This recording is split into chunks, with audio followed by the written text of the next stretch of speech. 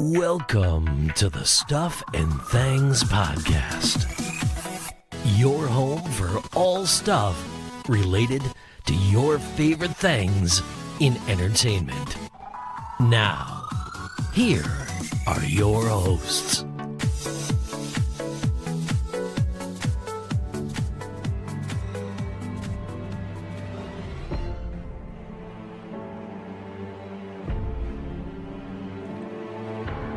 Hello everybody and welcome to a new episode of the Stuff and Things podcast.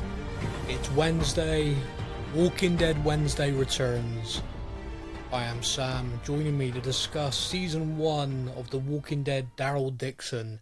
It's my partner in crime, it's Stefan. Ah, bonjour! Yes, ça va? Comment ça va? No, I'm going to do the rest of it in English now, it's fine. Just that. Okay. Alright, fair enough. So yes, welcome to the show. It's Walking Dead Wednesday once again. We are back. The most recent Walking Dead show we did was Fear the Walking Dead Season 8 Part A, and the what's it called? Dead Island? No. Isle of the Dead? City. Dead City. They went through so many names on that one, I couldn't remember what it was. Season 1 of Dead City, which is the Maggie and Negan spin-off, better known as. But here we are. This is Daryl Dixon, The Walking Dead. All we knew going into it was Daryl was going to show up in France. Yep. The trailer kind of showed us Daryl in France. So we were kind of like, oh, that's interesting. The after-credit scene to The World Beyond showed us France and showed us that the walkers in France were a little bit different. Yeah. Or at least that's what we thought. So yes, it's 6 episodes. It is. Season 1, and we have a tradition on this show typically, except for when I'm in a rush, where I say to you, and the title of the episode was, and when we do these where we break down like a whole season in one, we typically go right, and the title of the episodes. I've got to be honest with you. I apologise. I've got a friend who is half French. Yep. And I said to this friend, I said, hey, could you help me with these? Like, just so I don't make a fool of myself? And that friend said, no, make a fool of yourself. Which, you know, who needs enemies? I understand that. Yeah, okay, so the title of episode 1. La âme perdue. If you say so, brother. Episode 2. Alouette.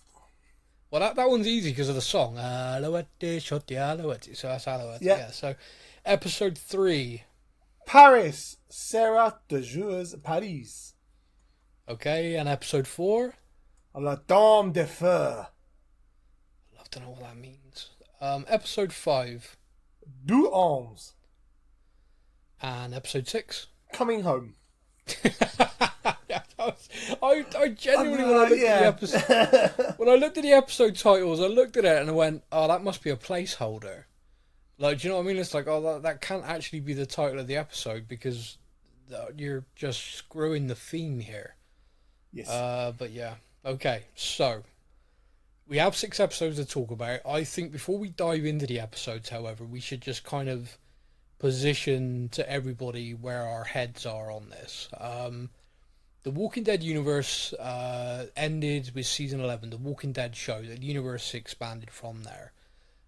Since the writer's strikes, the actors' strikes, it would appear that a lot more information's in the public domain about how studios operate and how people are paid, etc.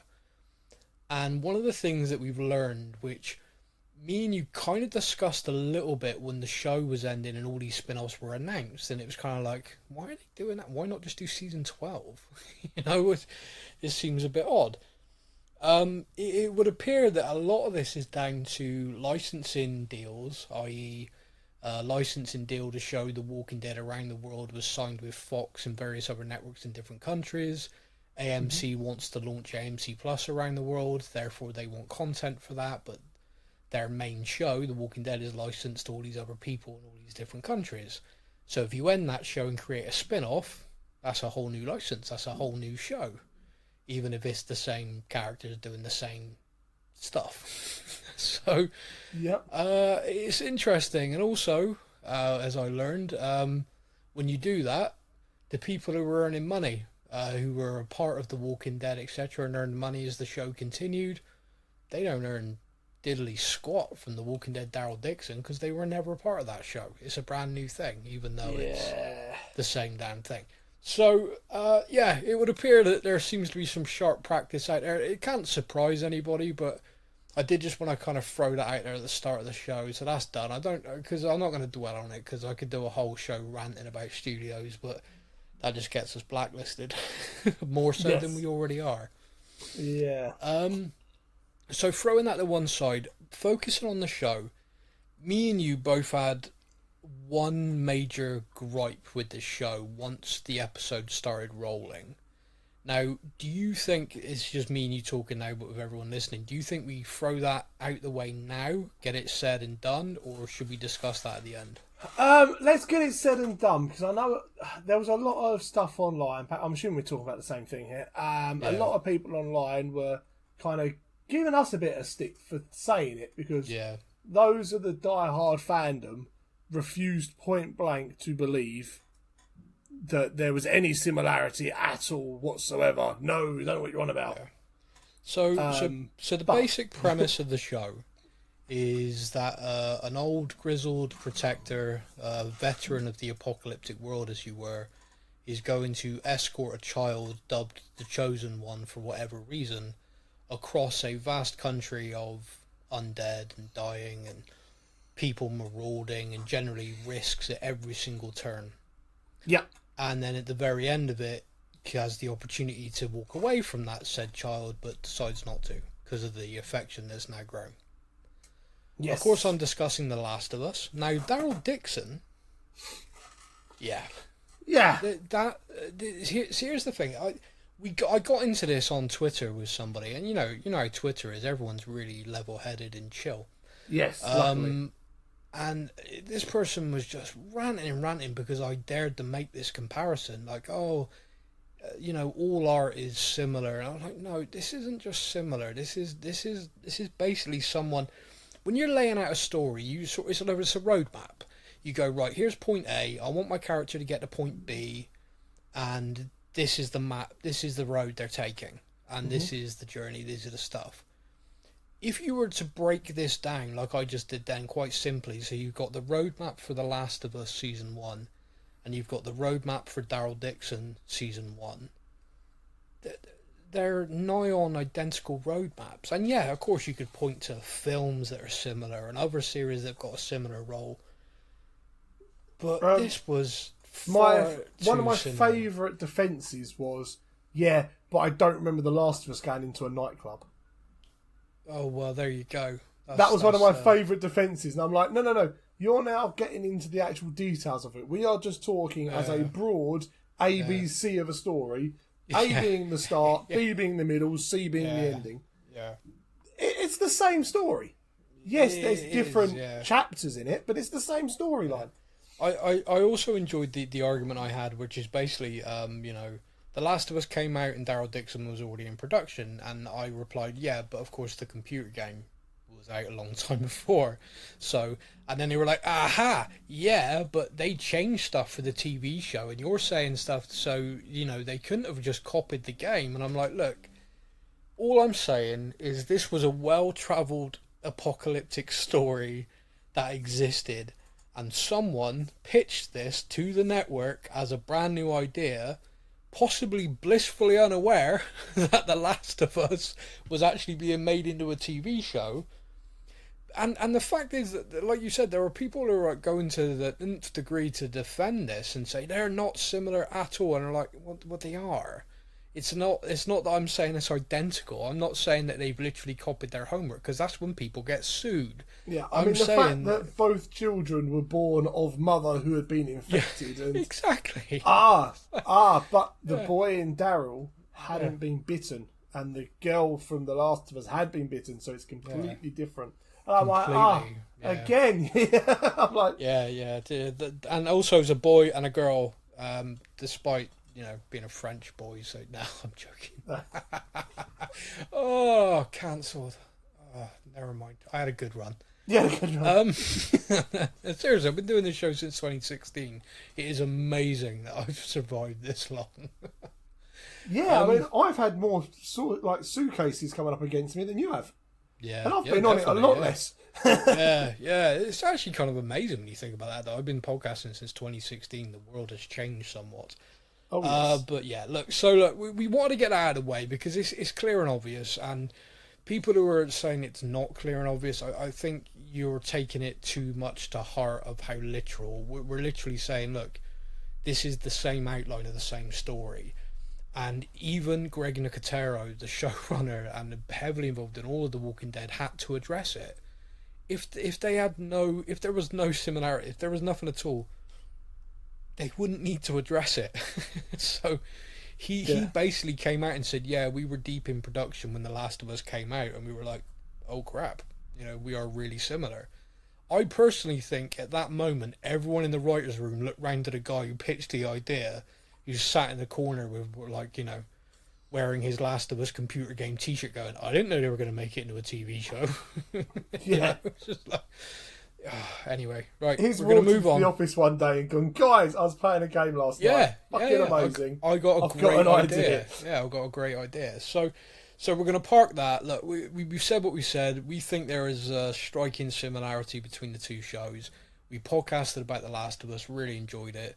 We're going to podcast about this. There are elements of this show which I think are very, very good. And there are elements of this show which I think are very, very dumb.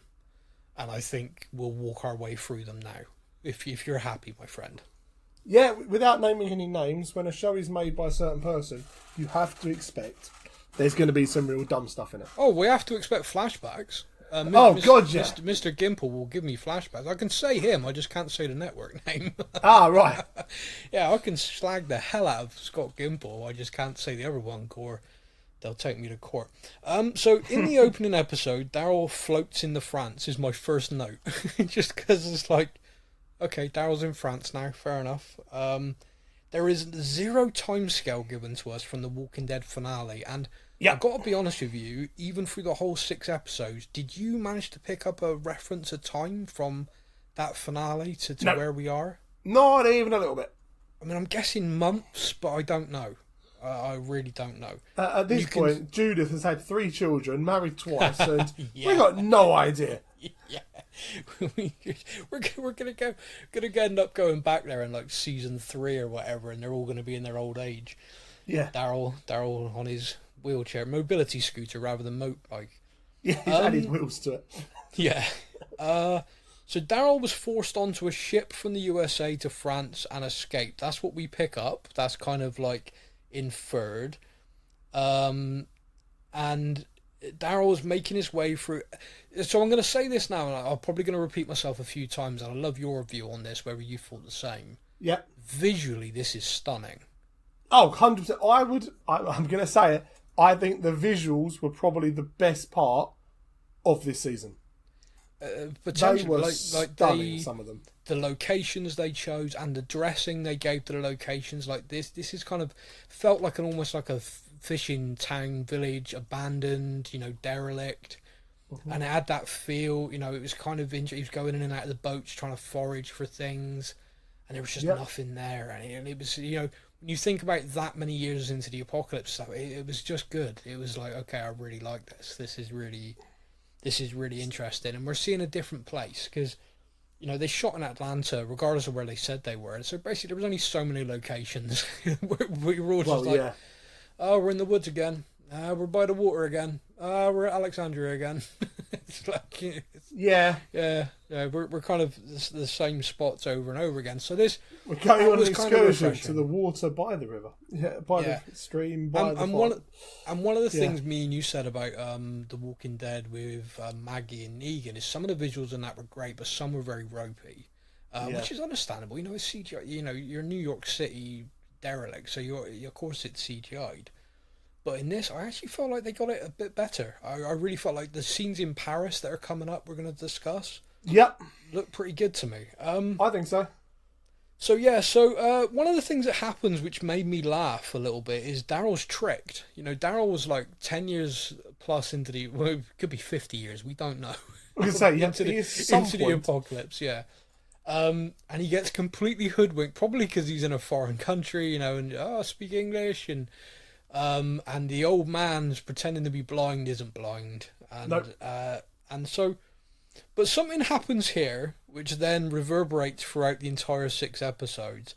Some guys that are basically like an organized military show up, and Daryl takes them out, but he doesn't kill this particular guy who is killed.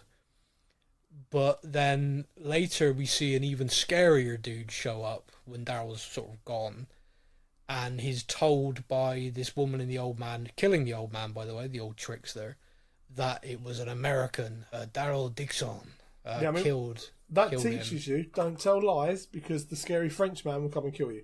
There you go. Yes, the boys and girls, if you're watching. So this guy's like, that was my brother. So this guy, in episode 1, Daryl manages to get a blood feud vendetta against this guy who looks pretty terrifying, by the way. Yeah. For nothing. Like, he didn't actually do it. And this guy is, blood boiled, I will hunt him to the end of the earth.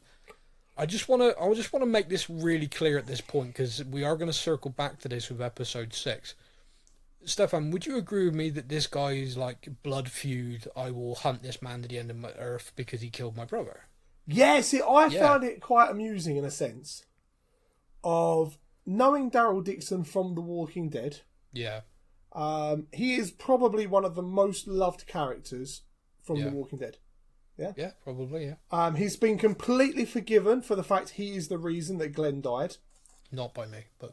he has been completely forgiven by everyone for the fact that when Negan and his lot were trapped in that building, he decided to drive a truck into the side of it, freeing them all, leading Not forgiven by everyone. Yep. Leading to many deaths. All these things have happened, and Daryl kind of gets away with it and carries on. Yeah. He then doesn't kill someone, and blood feud, gonna kill you. Yeah, there's an irony. There's an irony there. But you would agree that this guy is serious looking, serious individual. His brother's dead.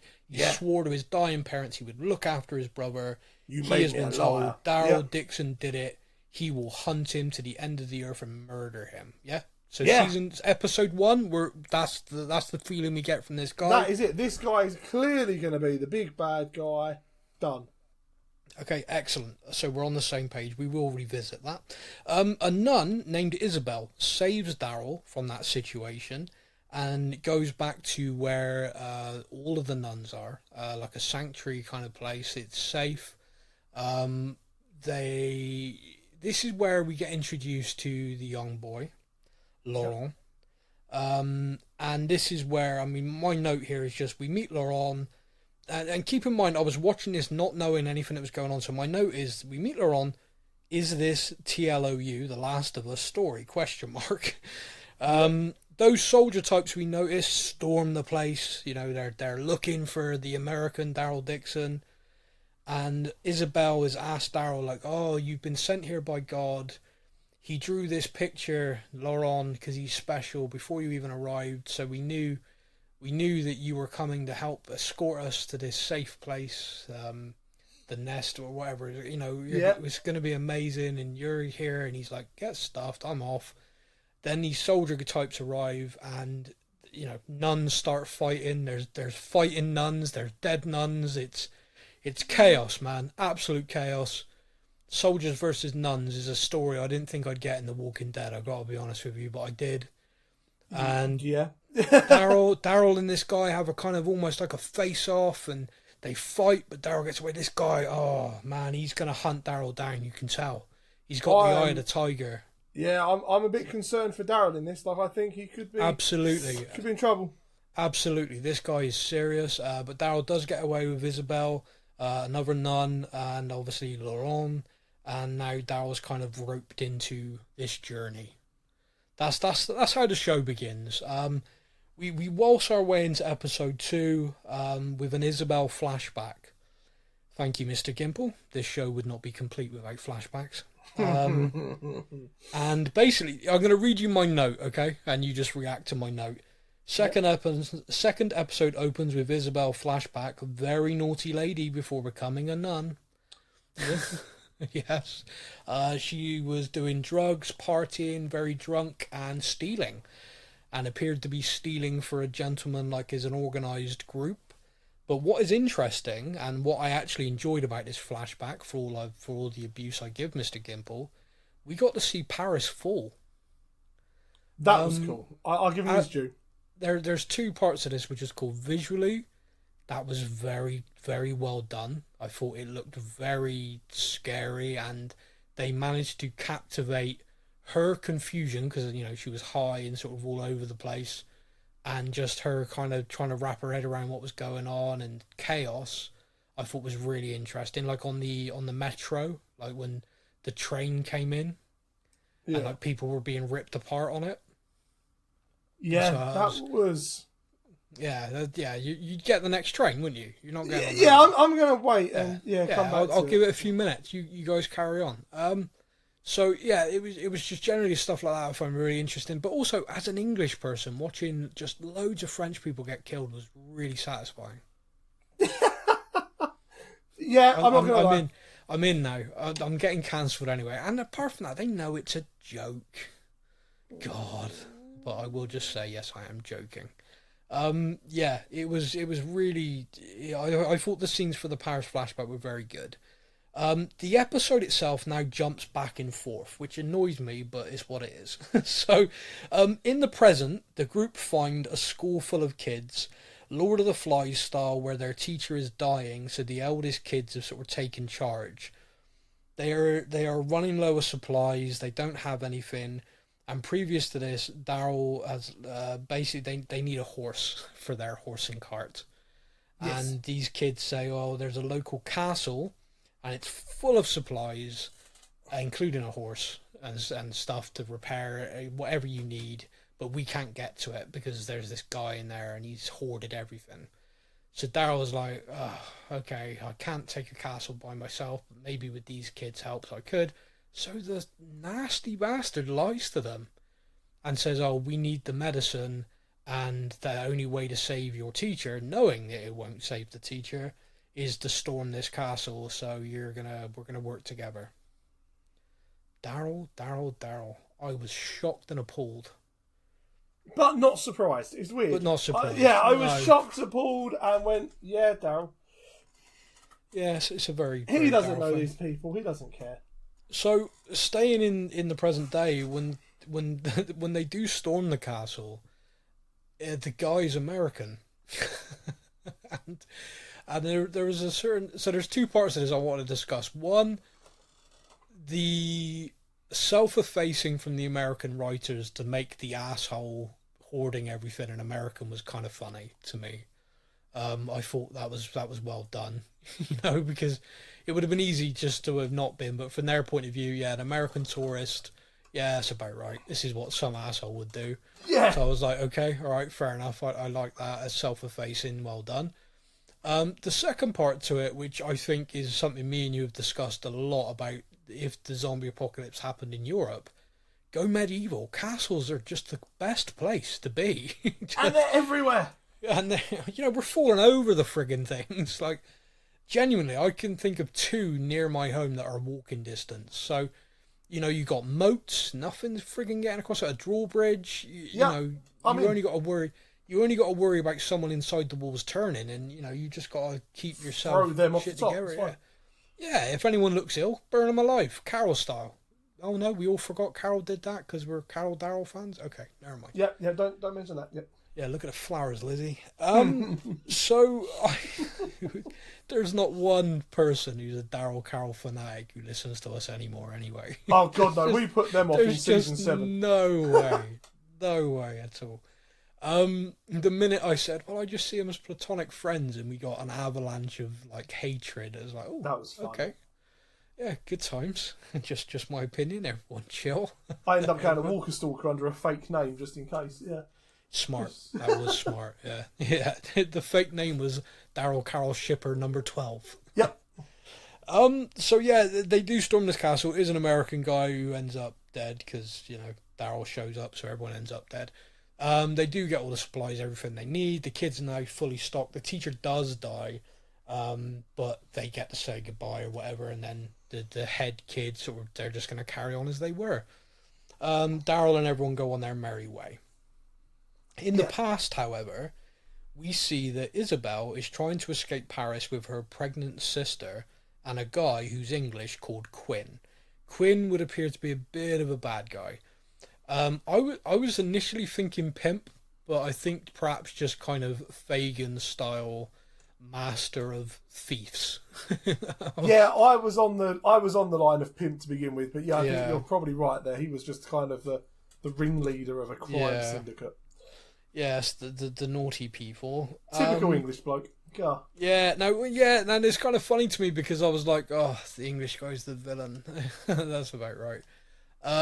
Quinn basically tries to get her to leave her sister behind, which, by the way, what you learn later on makes that even more unbelievable. Like she starts feeling ill. Clearly, she's pregnant, and he goes, "Yeah, leave her behind. We'll drop her at hospital. Don't worry about it. It's fine. Yeah, it'd be fine. We're just getting out of the city. You know, whatever the problem is, it'll be confined to the city."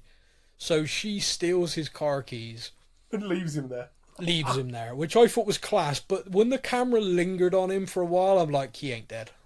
As soon as it lingered, I'm like, oh, origin story. He's coming back. Yeah, it's like villain origin story.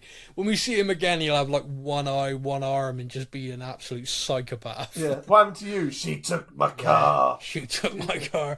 Now, whenever I see women driving cars, I murder everyone. Yeah. So they're driving along the road, and we have one of these moments where I kind of, when Fear the Walking Dead first started, the first couple of episodes of that, you had this, which is we as the audience know what's going on, but the characters don't. So they see an ambulance at the side of the road, and she's like, oh, perfect, I'll stop and they'll help you. And me and you, everyone watching's going, no, keep driving, Don't go near that place, yeah. Because if they've stopped to help someone who's perhaps passed away, they're all being eaten right now. Yeah, that's too late. And true to form, that does happen. Walkers come out of everywhere, and the sister does get chomped on. Yes. I've then written again, she surely cannot be Laurent's mother. This is just The Last of Us, ? Well, you'll be surprised, my friend. We then see Isabel and her make it to the nuns, and, you know, the sister dies whilst giving birth and turns, and then, the baby is Laurent. And I've just written, oh my God, they have literally ripped this off. Is what I've written. Baby Ellie, sorry, Laurent, Yeah. Little Ellie Laurent. Episode 3 opens with what I would call the most pointless scene ever in the history of The Walking Dead. So they are on their way somewhere, and she wants to avoid Paris. And basically, Daryl gets taken to this place with this French guy who has zombies playing music, and he's conducting them. He is the conductor of the Undead Orchestra. Yes. Sure. Why? Can you tell me what possible reason that scene, what it does to the story, why it's there at all, other than the fact someone went, that'd be a fun visual? No, I cannot. I'd love to be able to, but no. There is far cool. I mean, I've literally written down, opens with the most pointless scene with a conductor and zombies, cool visual maybe, but absolutely pointless. Yep. It is absolutely pointless. And so, just literally strike a line through that and you lose nothing from this episode. The group arrive in Paris, and like me and you said, I thought the visual of Paris and everything was incredible. The Eiffel Tower broken, the buildings sort of abandoned. I thought it was fantastic. We meet with the Paris chapter of the Fireflies, the nuns group of people who are helping smuggle the child across the country. Yep. Just so freaking obvious. But mate, we then learn more about the bad guys. Yes. The bad guys comes down, and like with all evil in the world, there's a woman running it. I'm in for a penny. Go for it now. Everyone's hating me today. I'm just going to go for it. A French woman listening to this is really going to send in some hate mail, especially if she's a Daryl Carroll shipper. Not that you'll understand it, 'cause it'll be in French. It's fine. Yeah. Don't translate it. You're fine. No, please. That was something. I know it was a very silly thing, and we all know why they've done it. However, for a show with 6 episodes based in France, Yeah. There was so little French spoken. Yeah, I gotta be honest with you. No, I gotta be honest with you. I disagree with you on this because you mentioned that a lot, and I'm looking at it, and I'm like, well, yeah, obviously it's an English-speaking TV show, so the predominant's going to be English, but I didn't think like because the amount of time. I mean, they're around Daryl, so it would be pretty friggin' rude to be speaking French around him all the but time. there's one part where Janae and Lauren are together. And it's just the two of them, and they sit there speaking English, and I'm like, why are you speaking English? Well, because it's the best language in the world. Apart from that, obviously. But there was just a couple of scenes where it was like two French people on their own speaking English to each other, and I'm like, okay. Well, I must have missed them, because I got to be honest with you, the vast majority of the time I was having to read the subtitles, and it was doing my nutting. So I'm kind of. Don't watch any of like the Korean stuff my sister watches, because that's all subtitles. Nope, zero interest in any of that. I never have done. I don't get. If I want to read, I'll pick up a book. I never understand it. So we get to Paris. Like I said, there's this group. Daryl's kind of like, look, I got you here. You're with this group. I want to get a boat home. Like, okay, well, if you want to do that, you need to speak to, like, the people who can get you stuff, like the underground. And we get to this thing, which is, me and you discussed this, and it's kind of funny to both of us, because we both looked at it and went, that's ridiculous. But yeah, probably really accurate, which is, they go through the catacombs in Paris, which is like, and there's this brilliant line the guy says, like, we've risen from the dead before, and we'll do it again. I was like, yeah, that's a great line. And you're walking through the catacombs, and you get to like this part, and you're like, oh, it's going to be some sinister, group or whatever. Or maybe it's going to be this bad guy group that we've been talking about. And we get there, and it's basically a nightclub. And it's almost like you're going back to like Prohibition, in America when alcohol was banned, and it was like these smokies, drinkies, these kind of underground kind of place you knock 3 times and they'll let you in sort of stuff. That's it.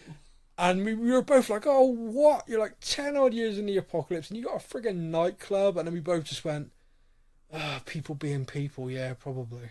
That's probably, the priorities in life. Yeah. What are we going to do? Let's get drunk. Yeah. Let's do a bar. That's it, yeah. We're 10, 15, 20, however many years into the apocalypse. The world has gone to shit, but my God, does the whiskey still taste good? Yeah. So let's get drunk and listen to a singer in like a lounge area. It reminds me of like Fallout, where they're having to pay for everything with bottle caps because money's irrelevant. Money is irrelevant. Yes. Quinn is here. The person we both went, the camera lingered too long. Yeah. And true enough, yes. Isabel is sort of rocked a little bit. She turned him into the Dark Lord of the Underworld. I know, right? Like, you should be thanking Jesus. her. Yeah. So Quinn is the guy running the show. He's the one who can kind of set things up. There's a few funny things in this. One of them being that Quinn reveals that he was with her sister, and he is Laurent's dad. And yet the bastard wanted to leave the pregnant woman in a hospital and leave her. I know! He's fully aware, 100% convinced that's my child. Kid. I know, and he was willing to leave her behind to be eaten because he clearly actually wanted to be with the other sister. So it was kind of like, I've got one sister pregnant and I want to be with the other one. Oh, I know, I'll leave that one behind to be eaten by zombies, and this one will love me for it. Dude. There's been some smart British and English people in the history of the world. He's not one of them. He's not one. He doesn't do much for men either, No. It doesn't put us in a good light, Quinn. Come on, dude. Help us out. So Quinn is the baby daddy. Laurent overhears an argument about that and doesn't appreciate the fact he's been lied to, and obviously bolts, because that's what annoying kids do. But we're just going to circle back a little bit. So earlier in this episode, we got to meet the big bad, the kind of the woman in charge, and these people that are like running these soldiers that were hunting Daryl. Yes. And they are doing experiments on walkers. And at this point, I thought they're trying to cure it. They're doing things to try and cure the disease. So we later learned no. No, my mind went back to the end of that god-awful program about the kids.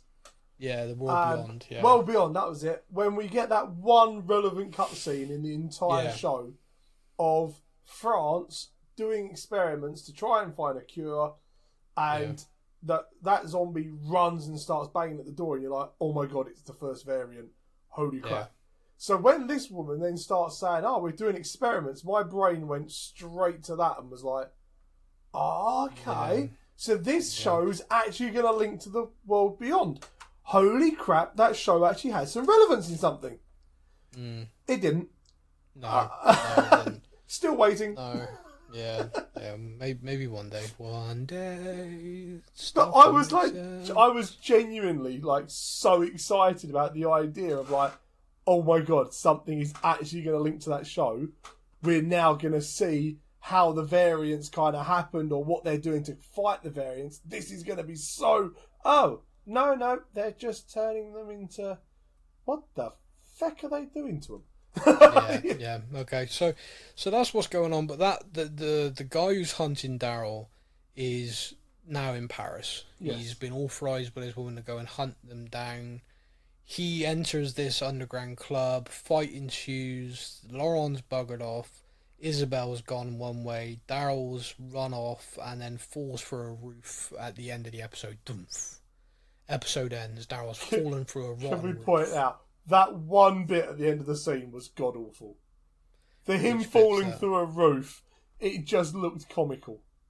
The floor's collapsing. Let me stand here and look at it. And then throw my hands up in the air and end of scene. And I was like, what the heck? It was, I don't know, I've fallen through once.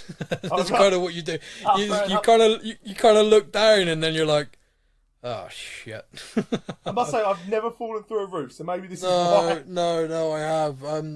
Was walking through, like someone says like, oh, you're walking upstairs, make sure you keep your feet on the wooden beams. Yeah, they mean that. Okay. Gotcha. Episode 4 begins with Daryl having a dream that the boy prays and walkers leave him alone. Before I realised this was a dream, I was about ready to throw my TV. Mate, I was so confused by this. Like, I'm watching it, and do you remember World War Z, the film? Yeah. Where he infects himself with something, and then all the zombies just completely ignore him. Yeah. That is genuinely what I thought they were ripping off. I was like, oh, okay, no, I mean, born from bitten woman, therefore... Yeah, well, that's kind of where I thought they were going. And again, the reason why I was ready to throw the TV is because of The Last of Us. And it's kind of like, this kid is clearly the cure because he was born of a bitten woman. Yeah. And they're not going anywhere near him, and he's not getting infected. Whereas we have seen in The Walking Dead, people who are infected, the walkers will leave. Like, they go up to him, sniff him, like, oh yeah, you're already one of us, you just don't know it yet, and walk off. Yeah, you're fucked. So that has happened. We do know that that's a thing. So when I'm watching this scene, I was like, oh, you gotta be kidding me. But then when I saw him just there praying, I went, you've got to be kidding me in a different way. It was like, okay, I'm all for zombies, right? But if you're going to start telling me that The Walking Dead is bringing in that God's real, and God has just saved this boy... Father Gabriel's going to be pissed. And by the way, sorry, I ought to really clarify this because I don't want to upset anyone on this particular subject at all. That was not me saying that God isn't real or whatever. That was just me saying that in this show, in this universe, you're about to actually introduce the fact that heaven and everything, all of these things, miracles, that's genuine. We're about to see these things happen. To me, it's like, what the are you doing? This isn't that kind of show. So basically, this kid needs to go and teach the world the right wording to a prayer, and the zombies won't touch them. I'm like, oh, fuck off. Yeah. Right, okay, so that's it. Now Daryl then wakes up in the water, and I'm kind of like, okay, so I can just forget that scene ever even happened. Thank you very much. Yeah. But clearly it's something that's in his head, because Isabel's been going on about how he's the chosen one, he's going to unite the world and all this stuff. So clearly it's in Daryl's head. That's why Daryl had this kind of thing. Correct. Now, again, to correct me if I'm wrong, I have never woken up underwater. Yeah. How the fuck is he not drowned? Like, as far as I'm aware, I breathe when I'm asleep. And I have actually been knocked out once. Kebab shop 2015. Anyway. Kebab shop. Yeah, long story. Night out, went a bit wrong. Got knocked out in a kebab shop. Yeah, okay. Turns out the guy behind the till, when he gets the really big knife thing out they used to cut the meat up with, the other guy's scarpered. But anyway, so I have been knocked out. Now, as far as I'm aware, when I was knocked out, I was still breathing. You were, yes. And I was obviously in the air, so I was breathing air in, so it was fine. Yeah. I'm assuming underwater. So, here's the thing. A dream sequence, if you like, can be a fraction of a second in the real world, but your mind calculates it as an hour in a dream. Think about how many times you've woken up from a dream or something, looked at a clock, and it's like, what? I've been awake for like 4 years in that dream, and I've only been asleep 10 minutes. What the fuck? No, okay. So I think what we're getting here is Daryl fell through, he hit the water, probably like was shaken up, had this thing in his mind, and then like shook it off and was awake and oh my god, I'm underwater. Giving him the benefit of the doubt on that. Okay. But yeah, you're right. You hit water unconscious, you're screwed. So yeah, he wakes up in the water, kills a bloated walker, just for fun. Reunites with Isabel, and they go looking for Laurent. Because he's talked about the Eiffel Tower so much, they know that's where they're going to go. Again, brilliant visuals for Paris. The Eiffel Tower with the top of it broken where a helicopter hit it. That was pretty cool. Yeah, it's very cool. It creaks in the right wind direction. Oh, I love that. That was like, that's cool. Yeah, that's cool. That was good. Whilst they're off doing that, Quinn, being the quintessential bad guy himself, does a deal with the bigger bad guys to deliver them Daryl. He gets Isabel and Laurent, and Daryl gets handed over to this guy who's hunting Daryl. So he sends his goons after them.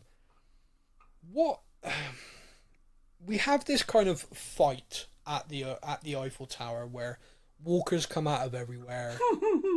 Yeah. Laurent manages to basically the equivalent of dumpster dive underneath some stuff, like, surrounded by walkers on all sides, I'll just hide under here and I'm safe. Are we going to give them benefit of the doubt of the fact that those zombies have been there for a hella long time? Yeah. And at no point has any noise or anything made them just lean ever so slightly against that wall so that it falls through. Yeah. Okay.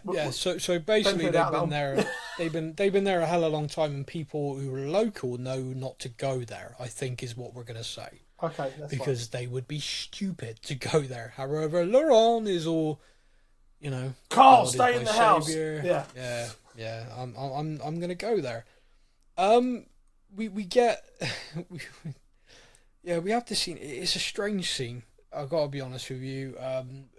Visually, again, like the setting's great, but like as a sort of fight scene and stuff, it's a little bit confused for me. It's a bit odd. The guys who try and take Laurent end up getting munched. Yes. And they get away. And Laurent gets in a truck, screams at Daryl, but doesn't get out, and they drive away. Yeah. Stupid child. Yep.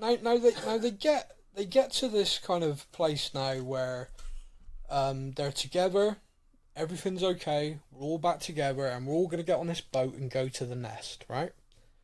Yeah. And we meet a character called Aslan who's going to take them on the boat. Daryl's broken Laurent out, all this stuff, right? And I know I'm skimming through scenes, but I got to get to this question because it's burning in my brain. Mate, why does Isabel stay?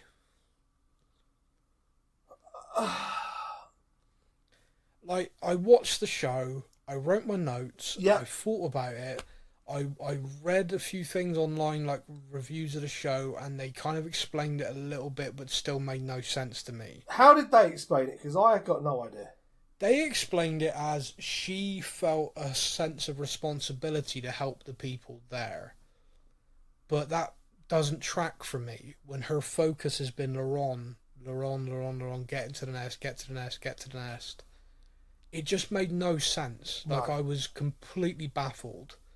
It just, there was no logic there for me. My only thing I had was that she stayed purely on the basis of she wanted to kill Queen. Maybe. Okay, I'll give that. That is literally all I can think of is, she now knows that you got my sister pregnant and then tried to leave her to die. Yeah. I'm going to kill you for it. And that is literally all I've got for that decision. No, that's fair. One other thing in this, which is the last couple of episodes, in the flashbacks to Paris, we see Isabel tell a little girl to get back inside to stay with her parents. Oh, mate! When she revisits that location to find stuff to barter with that she hid away, she finds the little girl as a walker. That was okay.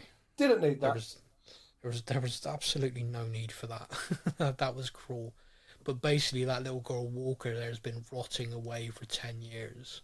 Yeah. Or however long, 50,000 years. We don't know. And it was the walkers falling from the top of the building and splatting. Yeah, that was kind of gross. I was like, that's fun. Gross, but gross but fun. Yeah. And then they started getting up again, and I was like, oh, okay, I didn't expect them to get back up. Well, this is something I've not touched on yet, but we talked about the variants in France. There are variants, and one of them being the boiling walker, and I don't know what the hell that is. And everything I've read is just basically like, well, the virus makes people burn up until they die from it. Well, these things just keep getting hotter.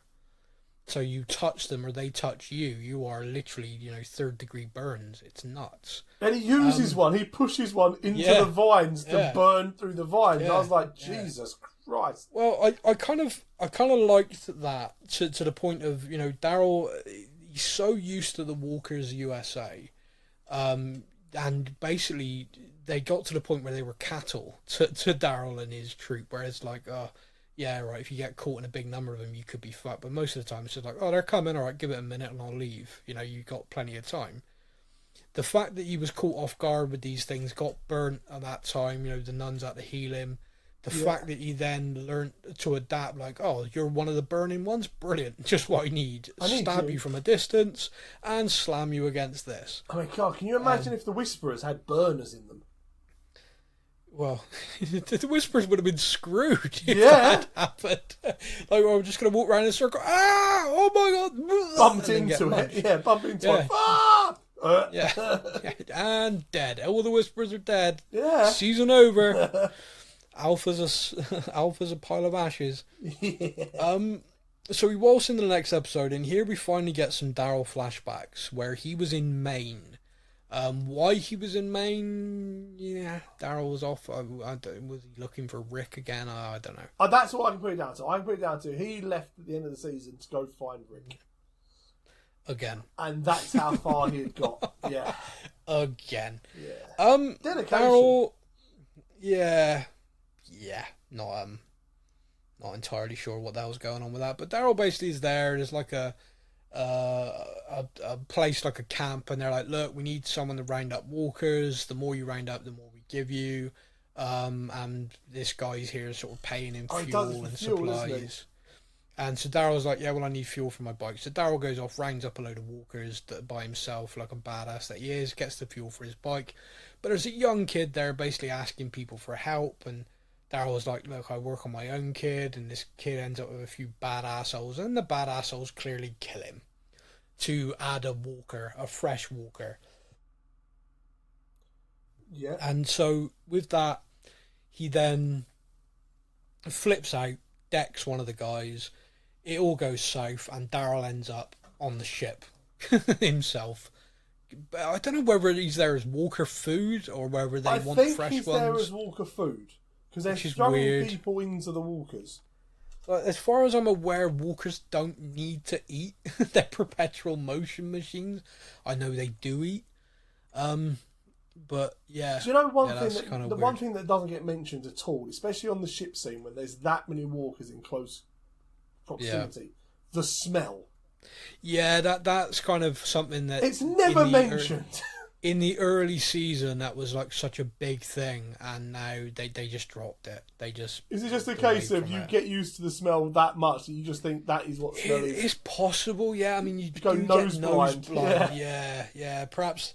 Yeah, I mean, I think I'll accept that. You know, it's like one of those stupid things. You're around the dead that much that it's just the whole world smells like that now, which is kind of a horrible, horrible thought. Yeah. So yeah. Isabel and Quinn.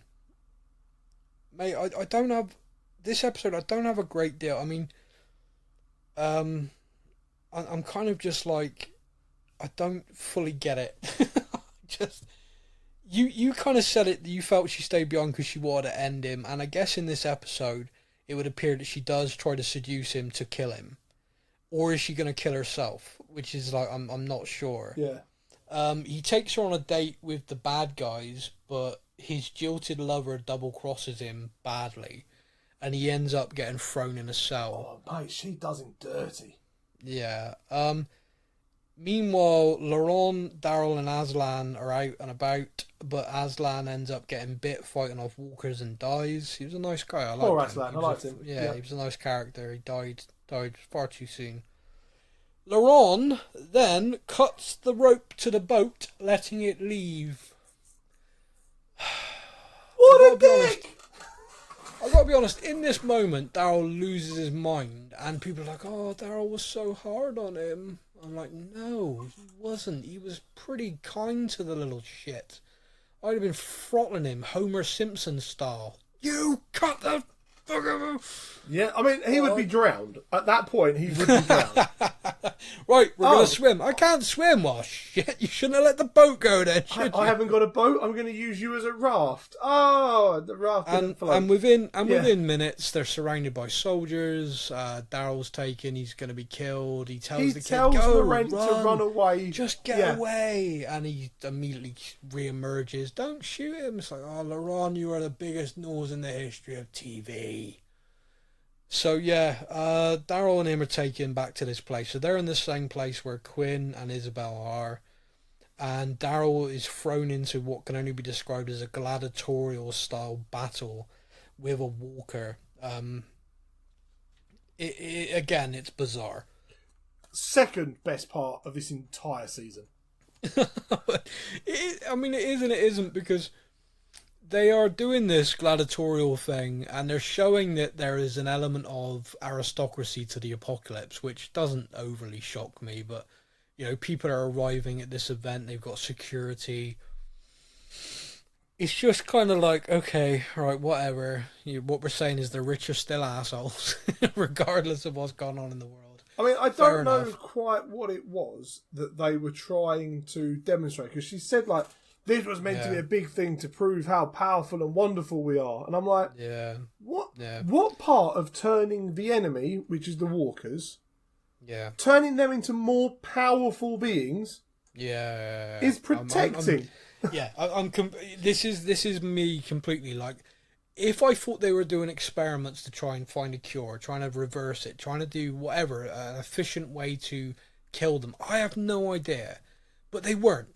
They were doing experiments to basically enhance the walkers, make them like rage monsters. So they fire this dart into one of them that injects this serum, and the thing goes from like to and at one point rips another zombie apart. Yeah, I know. It's like it's completely out of control, lunacy, animalistic attack. And like, is their idea that you kind of drop this stuff from like a helicopter or something in gas form over an entire horde and hope that they just rip each other apart? What is the plan here? But whatever's left is going to be a freaking nightmare to deal with. King of the crop, yeah.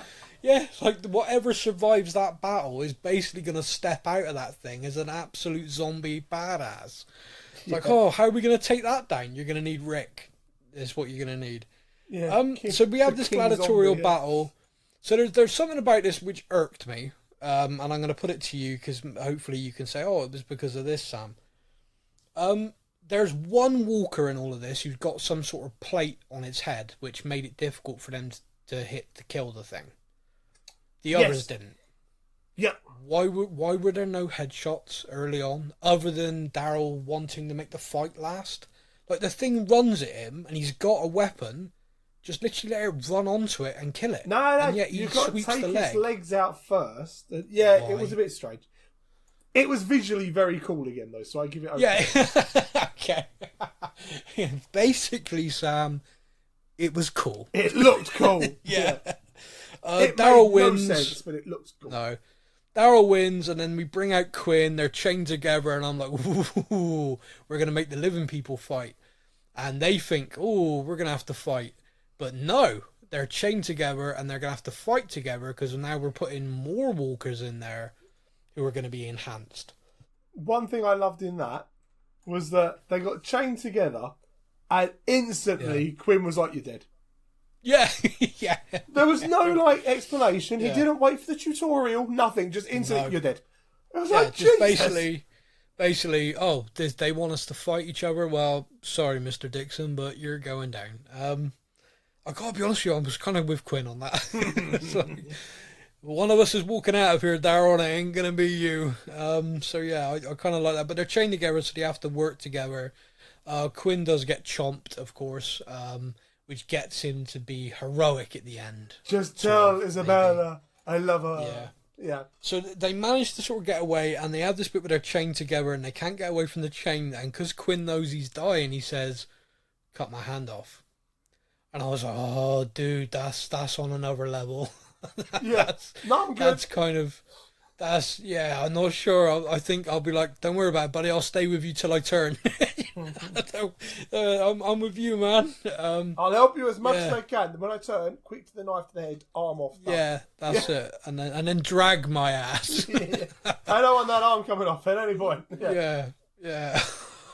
Oh God. Impale me with a spear and use me as a shield. I don't care. Just don't cut the fucking arm off. Yeah. I don't like that sound effect. I was like, no. I didn't see it, but I didn't need to see it. I know what that. I just get the flashbacks to the original Saw movie when he's sawing through his ankle, and I'm like, ugh. Nope. You don't watch stuff like that. It's far too scary for me. You know that. Nope. So Daryl manages to break his way through. He finds Isabella and Laurent. Laurent and Isabella are trapped one side of a door, and they're like a sort of I can't think of the word. What's it called? Like a trellis thing. Yeah. And Daryl's one side, and the reanimated Quinn is going to eat Isabel. And Daryl's shouting at Laurent, "Save her! Save her! Do it!" And it's when he says, "God will forgive you," that he does it. Yeah. So the good thing he's a forgiving bloke, isn't it? Because know your audience, I guess. Yeah.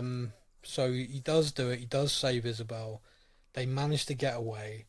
The big bad lady, as I said, gets the guy who... Right, this is a big thing, right? Okay, so... This is it, this is the moment. For 6 episodes, right, he has been deaf to Daryl.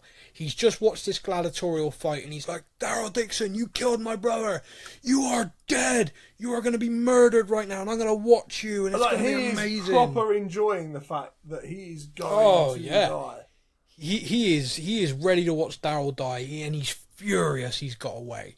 He's incandescent with rage. This man is one-track minded. He is going to hunt Daryl Dixon down and murder him. And this woman sets him on that path, says, "Right, here's a group of my best soldiers. You hunt him down and you kill them all." And he's like, "Yeah, I'm going to hunt him down and murder him." And he finds him. He finds Daryl in a car, and he tracks him down, and he's got them there, and Laurent's there, Isabel's there, Daryl's helpless, he's got a gun on him, and Laurent says, "God will forgive you." And the guy looks at Laurent and then kills all the men he's with and walks away and says, "Not today, Daryl Dixon." And burn the car because it's easy to trace. Yeah. What the actual fuck just happened? Yeah, good. It wasn't just me then, because I am absolutely baffled by that. I physically facepalmed and started laughing. I'm like, This is like, Yeah. what the I thought the whole Rick not killing Negan was a bit of a far-fetched, like, what the fuck? This? Oh, next level. Yeah, the Rick's having Negan saved in that moment, for me, was kind of like, I can just about get there because of Carl's influence. Just about. But I still didn't believe it. I still was like, I'm sorry, my Rick Grimes rips his throat out with his bare hands, takes a dump on him, and then says, I'm going to bury you next to Carl. Right? You know, that's my Rick. Savage Rick. Happy, friendly daddy Rick. No, Savage Rick is my guy, and that's what should happen. This bloke, we have known for 5, now into 6 episodes, and his sole raison d'etre, his life, his mission is to kill Daryl Dixon. And here he is, ready to kill Daryl Dixon, and because Laurent says God will forgive you, he murders everyone else. Will God forgive him for that? I don't know, by the way. I don't know if that's forgivable. That. No, would he just forgive him for killing Laurent? Because I don't know if he's now forgiven. Is he unforgiven? Did Laurent actually say God will forgive you? Perhaps it was a mistranslation. Perhaps Laurent said, I will pay you handsomely if you murder everyone and leave. It makes no sense. They got the subtitles wrong. Yeah. It makes no sense. It's just so aggravating. And what you're trying to tell me is this boy is the Messiah then. You were trying to say to me that he is the next coming. He is so divine and so perfect and so angelic that he can look at someone and say something to them and they will go, oh yeah, that's a good point. I'm not a murderer. I'm not going to murder this man in cold blood. I'll just murder all these other people in cold blood and then leave. I won't murder the person that killed my brother or thinks killed my brother, even though I swore to my parents I'd protect them, even though for 6 episodes all I've done is obsess about killing him. I'm going to kill the other people who are here to help me and then leave. Furthermore, when I leave, I'm going to go back to the woman who sent me here to kill you, because that makes sense. Yeah. I've got nothing. I just have nothing at all that has any kind of... There's nothing there. And I read, and I like with that other thing that made no sense to me, and people kind of explained it. I went, don't buy it, but okay. I have found naffle that justifies this. Like there's just nothing out there at all. You try and find any. You murdered my YouTuber. brother. I'm going to put my entire life focus into murdering you, but that little boy convinced me not to.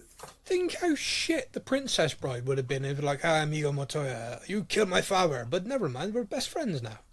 That ain't the same. It's not the fucking same line. It's shit.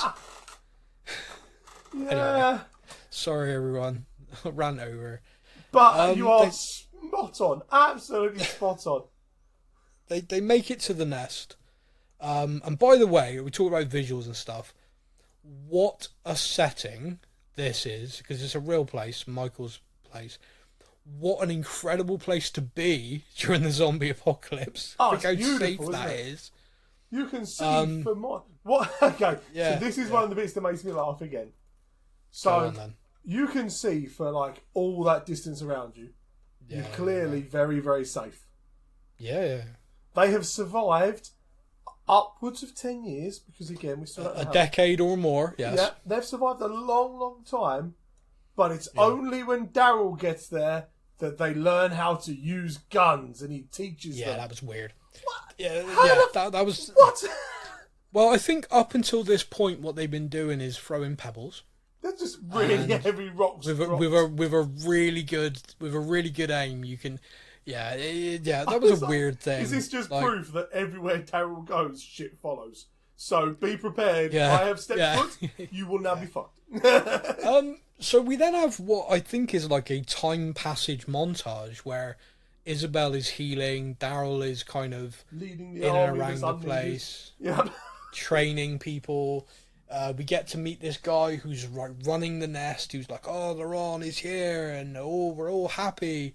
By the way, I'm actually from New York. Oh, I'm from New Jersey. Oh, of course. Yeah, sorry, New Jersey. Yeah. Oh, I don't want to get that no, wrong. Fucking no, mate.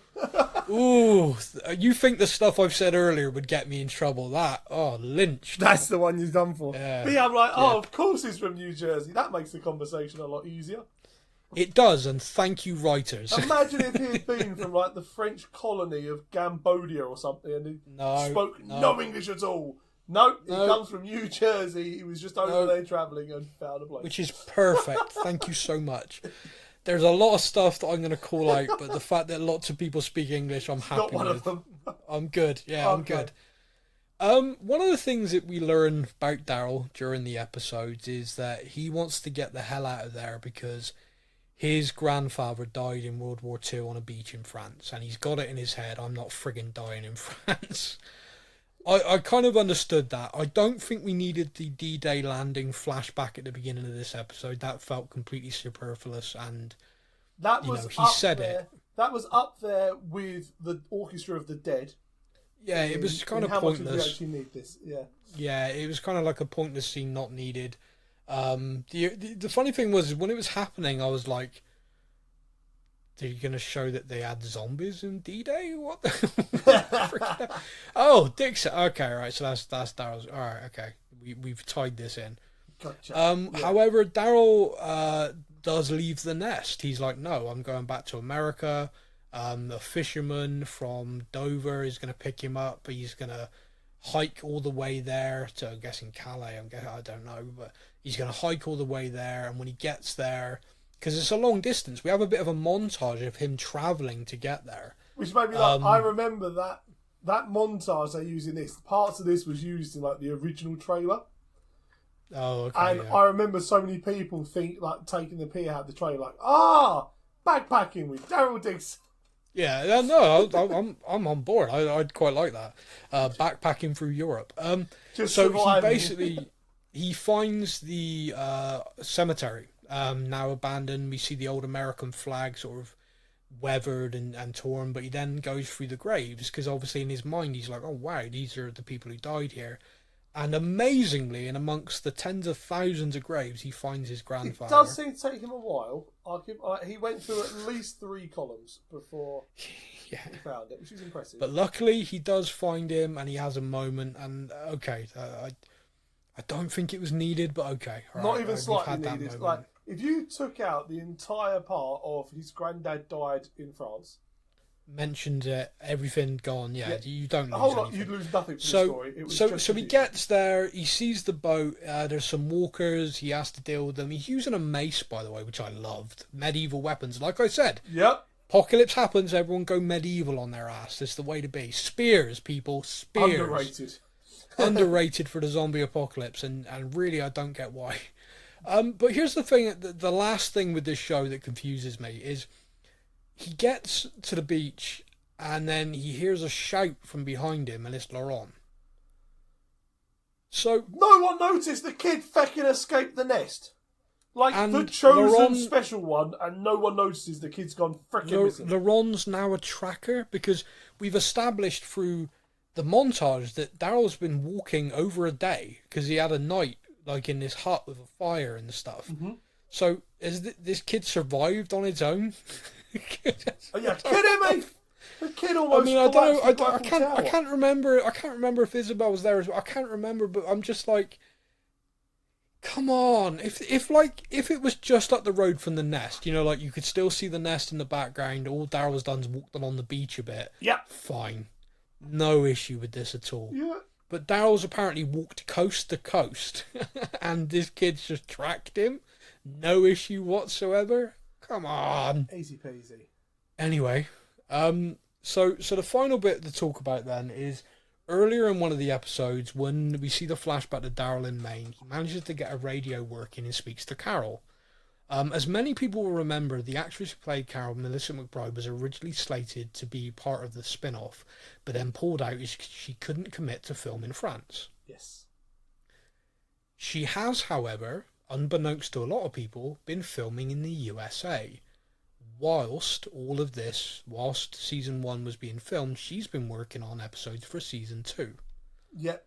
And we then get a clip of her on the radio, and she says, "Hey, Daryl, came back." And he says, "What? Who came back?" and then the radio dies, leading to muchos speculation as to who she's talking about. Basically, Everyone's like, oh, she says Rick came back. No, she doesn't. No. She just says came back.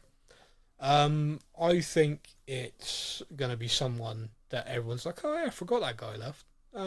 Okay, fair enough. It's not going to be Rick, because that'd be weird. And if it was Rick, if it was Rick, why in the after credits scene has she fucked off?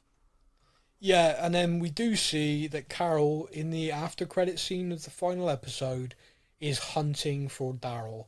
She is trying to find him, and she's tracked him to Maine, and she's now found his bike and is on course to find him or find the people who took his bike from him. So she'll probably find out that he was put on a boat. And season 2 of this show has been commissioned, 6 episodes. Filming is already underway.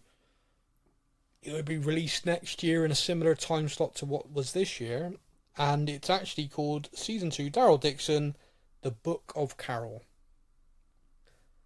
I've got a question for you. Firstly, they rip off The Last of Us, and now they're ripping off Star Wars. So I've got a question for you. That wasn't it. My Okay. question is, do you think that Season 2 is actually going to have Daryl in it that much? Or do you think that whilst he was in France, he's filmed some scenes with Laurent and stuff like that, so maybe make up an episode or some scenes across several episodes, but the fact they're calling it The Book of Carol, is this all the stuff she's filmed in the USA, in Atlanta? They've basically put together a Season 2 of this show where it's going to be her trying to find Daryl. So like perhaps episode 6 is them going to be reunited somewhere. Well, But looking at how the last episode bit finishes, with him just on the beach and it zooming out to black and all that, yeah, there is no way in fuckity fuck you are telling me that this kid that he has known for a few days yeah. means more to him than Judith and RJ and Carol and But the he's people the back Messiah. home. So there is no way in fuck he doesn't get on that boat to go home because the little French boy goes, but Daryl, I followed you. No fucking way does Daryl Dixon do that. So the only way this works is the kid and Daryl both getting on the boat and him taking the Messiah back home with him to America. That'd be so funny. So basically all of those nuns raise this kid, transport him across the country to the nest because he's the chosen one, and everyone rejoices that he arrives at the nest, and then Daryl takes him to America. Daryl's like, you want to come with me, kid? Go on then, fucking get in the boat. Yeah. Oh, mate, that would be so funny. But I'm like, there's no way Daryl doesn't get on the freaking boat to go home. That would crack me up. So the other thing that's mentioned is that Daryl would be getting on this boat and going to England first, and then trying to get a ship from England to the USA. Now, I fully believe that the actress who plays Carol is more than happy to go to England and film. She didn't want to go to France. I fully understand that. I am kind of like, I would love it if we get a couple of episodes in England. Stonehenge filled with zombies You get, and shit. Yeah. you get. No. We go Shaun of the Dead style. Cricket bat. You got red on you. Get Simon Pegg in. Get Nick Frost. They need to and Daryl cameo Dixon. somewhere, yeah. Excuse me, mate, you've got red on you. What? Yeah, you've got red on you. Just that one line. Just put that line in and I'll be happy. Like, just someone go, oi, mate, you got red on you. Yeah, no, I'll be good. Mate, that's it. That is Daryl Dixon Season 1. I think we've summed it up pretty well. We've walked through the salient points. I know there's going to be stuff we missed. I apologise. But Can I just read? I have found, and I've saved this on my computer, my favourite review of this season. Bring it on. So this was after episode 6. Okay. He means this review, or they mean this review so much that they've put the same sentence, like paragraph, 3 times in their review. Okay. That's how much he means this, okay? 3 out of 10 stars. And with this now, we know how sick, fanatic and overrated the garbage fan base of The Walking Dead become. I pray to God that one day these ratings decrease and the truth about the awfulness of this overrated fan favourite get out. There's only Rick and Michonne left now. Now, I don't think he enjoyed the series very much. No. But he gave it 3 stars. He gave so it 3 stars. 3 stars. And he put the sentence, like that paragraph, he's put 3 times in the same thing. And I'm like, I don't understand how anyone has that strong a passionate feeling about the rest of the fan base. Well, like, I don't know. I spent some time discussing it with them. So. Well, it's like he's not even attacked to the show. Like, he's not even... No. That's just straight at the fan base abuse. I'm like, Jesus Christ. Well, people are happy. Yeah. So that is it. That is our show. That is the Walking Dead Daryl Dixon. This was Walking Dead Wednesday on the Stuff and Fangs podcast. The next Walking Dead show you will get from us is the finale and conclusion of Fear the Walking Dead, the original spin-off from the show. After 8 seasons, it is ending. It's ending with the character that began it all, Madison. 2 episodes of the final 6 have aired already. The final part of that is over the next few weeks. When they have wrapped, we will come to you with our Fear the Walking Dead Season 8 Part B, and we will discuss then the conclusion of the show, what we think the legacy of the show is, etc. But yeah, that's to come. That will be the next Walking Dead show we have for you. It would appear the spin-off that people are most waiting for is now next year, 2024. That is Rick and Michonne. As we said, the Daryl Dixon spin-off, Maggie and Negan spin-off, both have second seasons, which will be airing next year as well. So The Walking Dead is far from over. And apparently they've got this great idea that all these spin-offs one day will lead into another series. All of them colliding. Might as well just carry on with The Walking Dead, no? Yeah, pretty much. Maybe there was a financial reason. But anyway, I digress. Yeah. Mate, thank you so much once again for joining me and discussing this show. Big thank you to everybody who continues to listen to us. We really appreciate it. If you're a Walking Dead fan and you're listening to us, you're OGs with this podcast. You have been with us from day one, so thank you very much. We will be back very soon to discuss Fear. In the meantime, if you're a Marvel fan, look out for our Loki series. It's every Monday, Marvel Monday at the moment. Until then, everybody, until you hear from us again, you all take care. Au revoir. Thank you for listening to the Stuff and Things podcast. We hope you enjoyed the show. You can find us on Facebook or online. Simply search the Stuff and Things podcast to join in our conversation every week.